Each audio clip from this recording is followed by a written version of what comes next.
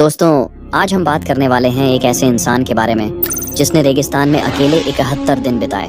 जिस जगह को लोग नरक कहते हैं, उस जगह में इस शख्स ने 71 दिन जिंदा रहकर दिखाया। इन दिनों में उसने कीड़े मकोड़े खाकर जान बचाई।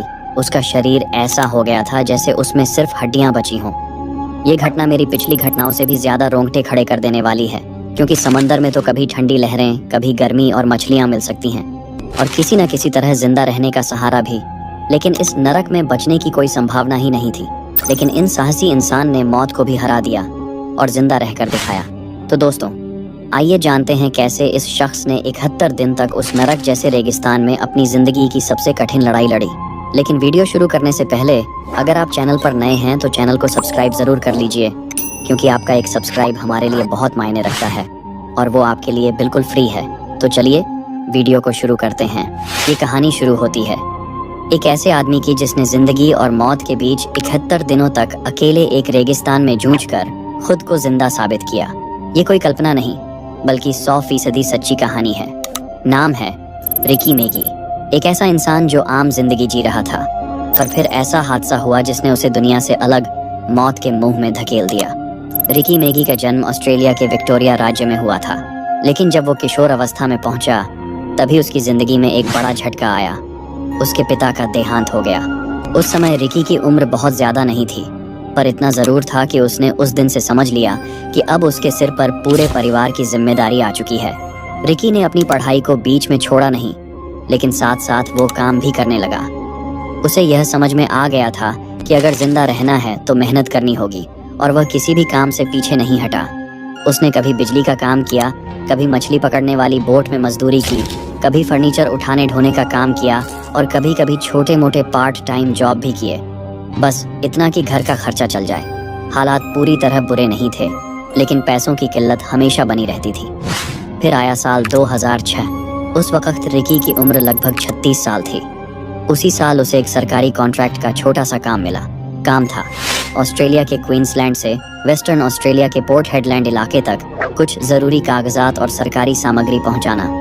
ये कोई आम रास्ता नहीं था। इसके लिए लगभग 3000 किलोमीटर का सफर तय करना था, और वो भी ऑस्ट्रेलिया के सबसे वीरान और खतरनाक इलाकों में से एक, जिसे हम रेगिस्तान कह सकते हैं। वो प्लेन से जा सकता था, लेकिन उसके पास उतना पैसा नहीं था कि हवाई यात्रा कर सके। इसीलिए उसने तय किया कि वो अपनी पुरानी सी कार में सफर करेगा। उसने कार में ज्यादा मात्रा में पेट्रोल भरवाया, कुछ खाने का सामान लिया, पानी की बोतलें रखीं और निकल पड़ा एक बेहद लंबी, थकाऊ और जानलेवा यात्रा पर। वो रास्ता था बंटाइन हाईवे, एक ऐसा रास्ता जो चारों ओर से वीरानियों और तपती जमीन से घिरा है, जहाँ कोई मोबाइल सिग्नल नहीं मिलता, और जहाँ अगर एक बार गाड़ी खराब हो गई तो कोई मदद आने की उम्मीद बहुत कम होती है। रिकी अपने पुराने से कार में रेडियो सुनते हुए धीरे धीरे आगे बढ़ता गया। दोपहर की कड़क धूप और रात की गहरी ठंड के बीच उसका सफर जारी था। इसी दौरान जब वह एक ऐसे इलाके से गुजर रहा था जहाँ सैकड़ों किलोमीटर तक कोई नहीं मिलता, तभी उसने देखा कि सड़क के किनारे एक गाड़ी खराब पड़ी है। उस गाड़ी के पास 3 आदमी खड़े थे। उन्होंने इशारा किया और मदद मांगी। रिकी रुका, इंसानियत दिखाई और उन्हें अपनी गाड़ी में बैठा लिया। कुछ ही दूरी के बाद उन्होंने कहा कि प्यास लगी है। उनमें से एक ने रिकी को एक बोतल दी जिसमें ड्रिंक था। रिकी आमतौर पर अपनी बोतल खुद खोलता था, लेकिन उस दिन पता नहीं क्यों उसने बोतल उन्हीं में से एक आदमी से खुलवाई और बिना सोचे समझे पी लिया। बस यहीं से उसकी जिंदगी बदल गई। उस ड्रिंक में कोई ड्रग मिलाया गया था, बेहोशी का तेज असर करने वाला कोई तरल। कुछ ही मिनटों में रिकी को चक्कर आने लगे, सर भारी हो गया, आंखों के सामने अंधेरा छा गया और फिर ब्लैकआउट। जब उसे होश आया तब तक बहुत देर हो चुकी थी। वो अब एक वीरान, सुनसान और बियाबान रेगिस्तान के बीचों बीच पड़ा हुआ था, अकेला। ना उसकी कार थी, ना जूते, ना फोन, ना बैग, ना खाना, ना पानी, कुछ भी नहीं। वो तीनों आदमी उसे लूटकर, ड्रग्स देकर रेगिस्तान में मरने के लिए छोड़ गए थे। रिकी ने अपने होश संभालते हुए जब चारों ओर देखा तो उसे समझ आ गया कि अब उसके सामने कोई नहीं है, मदद नहीं आएगी। उसे खुद ही ये लड़ाई लड़नी होगी, खुद से, भूख से, प्यास से, गर्मी से, जानवरों से और उस मौत से जो हर पल उसका इंतजार कर रही थी। रिकी मैगी अब उस वीरान रेगिस्तान के बीचों बीच अकेला खड़ा था।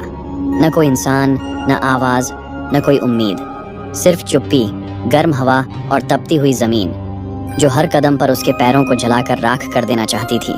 उसके पाँव में न जूते थे न मोजे। वह बिल्कुल नंगे पाँव था और जमीन पर जो धूप की गर्मी पड़ी थी उसका तापमान 40 से 45 डिग्री सेल्सियस के बीच होगा। जमीन की रेत इतनी गर्म थी कि वो अंगारों जैसी लग रही थी। लेकिन रिकी जानता था, अगर जिंदा रहना है तो चलना होगा। हर कदम मौत से लड़ाई का एक हिस्सा था। गर्म रेत पर नंगे पैर चलना, वो भी तब जब शरीर में ना पानी हो, ना खाना और ना ही किसी इंसान की परछाई। वो हर कदम एक नई तकलीफ देता था। उसके पांव जलने लगे थे, छाले पड़ गए थे और चमड़ी जगह जगह से उतरने लगी थी। लेकिन वो रुका नहीं। दिन चढ़ते चढ़ते धूप ऐसी लगने लगी जैसे आसमान से आग बरस रही हो। शरीर जलने लगा, आंखें पथरा गईं और होंठ सूख कर फटने लगे। प्यास का आलम यह था कि गले से आवाज भी नहीं निकल रही थी। कई घंटों तक बिना रुके चलता रहा। शरीर ने जवाब देना शुरू कर दिया, लेकिन दिमाग अब भी जिंदा रहने की उम्मीद में काम कर रहा था। और तभी एक भ्रम। उसे दूर से ऐसा महसूस हुआ जैसे वहां कोई झील है, कोई पानी का तालाब।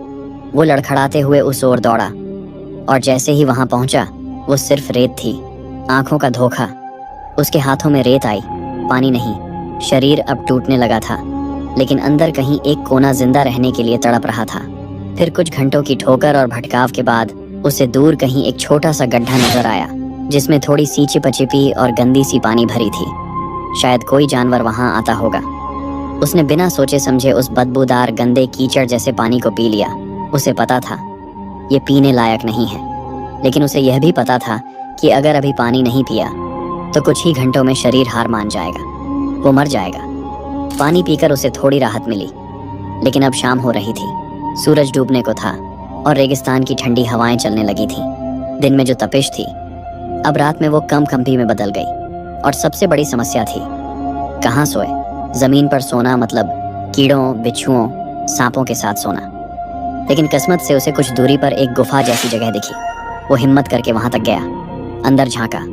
अंधेरा था, पर कम से कम ऊपर सिर रखने के लिए छत थी। वो वहीं बैठ गया। शरीर थक चुका था, मन अब भी जिंदा रहने की आस में था। लेकिन उस रात वो नींद में नहीं गया, वो जागता रहा, क्योंकि गुफा में कीड़े मकोड़े रेंग रहे थे। किसी ने उसके पैर पर काटा, किसी ने हाथ पर, लेकिन वो जानता था कि यह सब मौत से कम नहीं। फिर भी अगर यही खाना है तो खा लेता हूँ। उसने पहली बार अपनी जिंदगी में यह जाना कि इंसान भूख से नहीं, हिम्मत टूटने से मरता है। वो अब जीने के लिए हर चीज खा रहा था, कीड़े, मक्खियाँ, कभी कभी पत्ते, और कभी तो अपने पसीने को ही चाट लेता ताकि शरीर में नमी बनी रहे। और वो रात, वो काली, डरावनी, सर्द रात उसकी जिंदगी की सबसे लंबी रात थी। लेकिन वो जिंदा रहा, क्योंकि लड़ाई अभी खत्म नहीं हुई थी। रेगिस्तान की आग उगलती रेत पर नंगे पांव चलता हुआ रिकी अब अपने होश और चेतना के बीच लड़खड़ाने लगा था। उसकी त्वचा जल चुकी थी, होंठ सूख चुके थे और शरीर सिर्फ हड्डियों का ढांचा बन चुका था। वो बस चल रहा था कहाँ, उसे खुद भी नहीं पता था। हर कदम जैसे मौत की ओर बढ़ रहा हो। तभी एक चमत्कार हुआ। रिकी की बंद होती आंखों पर एक बूंद गिरी, ठंडी, नरम, किसी फरिश्ते के स्पर्श जैसी। वो पल जैसे आसमान ने खुद रोकर रिकी को जिंदा रहने का इशारा दिया। रिकी ने आंखें उठाईं। काले बादल गरज रहे थे, आसमान बिजली से चीर रहा था और फिर तेज बारिश शुरू हो गई। पहले बूंदें गिरीं, फिर पलक झपकते ही मूसलधार बारिश होने लगी। उस सुनसान रेगिस्तान में जहां हर जिंदा चीज मर जाती थी, वहीं कुदरत ने जैसे जिंदगी बरसानी शुरू की। रिकी ने एक पल भी गंवाया नहीं। वो घुटनों के बल गिरा, दोनों हाथों से रेत खोदनी शुरू की। उसे पता था ये मौका आखिरी हो सकता है।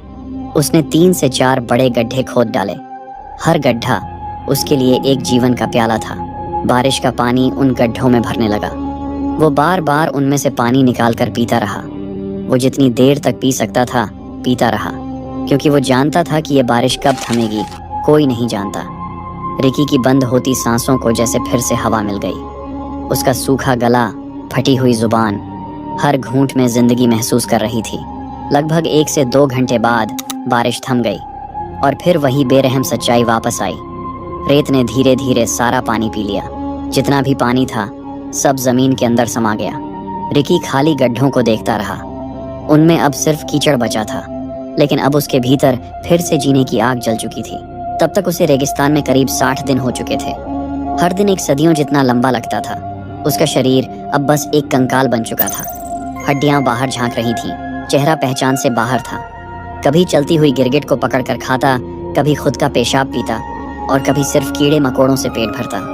दिन में तपती धूप, रात को जंगली जानवरों का डर और हर वक्त मौत की परछाई। फिर भी वो लड़ता रहा।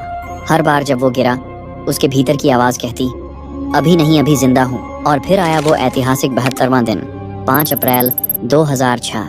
उस दिन वो रेगिस्तान में एक ऊबड़ खाबड़ टीले के पास बिल्कुल बेहोश पड़ा था, कपड़े फटे हुए, शरीर काला और आंखें बंद। उसी वक्त पास के बेरिंदुदू स्टेशन से गुजर रहे थे 2 लोग, ग्रेग हर्ड और मार्क क्लिफर्ड। उन्होंने दूर से कुछ अजीब देखा। शुरू में लगा कोई जानवर है, पर जब पास आए तो देखा एक इंसान जैसा कंकाल, लेकिन हिल रहा था।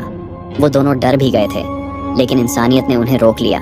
उन्होंने तुरंत हेलीकॉप्टर से मदद मंगवाई और रिकी को रॉयल डार्विन हॉस्पिटल पहुंचाया गया। वहां वो 6 दिन तक बेहोश रहा। डॉक्टरों ने कहा, ये इंसान नहीं, एक चमत्कार है। जांच में पता चला कि रिकी का वजन 106 किलो से घटकर सिर्फ 48 किलो रह गया था। लगभग आधा शरीर खत्म हो चुका था। रिकी मैगी एक ऐसा नाम बन गया जिसने 71 दिन तक मौत से लड़ाई लड़ी और 72वें दिन 5 अप्रैल 2006 को जिंदगी को फिर से जिया। क्योंकि जब इंसान का इरादा जीने का होता है तो आसमान भी पानी बरसाता है, रेत भी पानी पीने देती है और मौत भी हार मान लेती है। धन्यवाद दोस्तों, आपने इस वीडियो को अंत तक देखा, इसके लिए दिल से शुक्रिया। अब सोचिए, अगर आप इस इंसान की जगह होते तो क्या आप भी इतने दिनों तक जिंदा रह पाते? आपके लिए कमेंट सेक्शन खुला हुआ है, जरूर बताइए, हम हर एक जवाब पढ़ते हैं। और हाँ दोस्तों, चैनल को सब्सक्राइब करना ना भूलें, क्योंकि आपका एक सब्सक्राइब हमारे लिए ऐसा है जैसे परिवार में कोई नया सदस्य जुड़ गया हो। तो चलिए दोस्तों, मिलते हैं अगली रोंगटे खड़े कर देने वाली सच्ची घटना के साथ। तब तक के लिए अलविदा और दिल से धन्यवाद।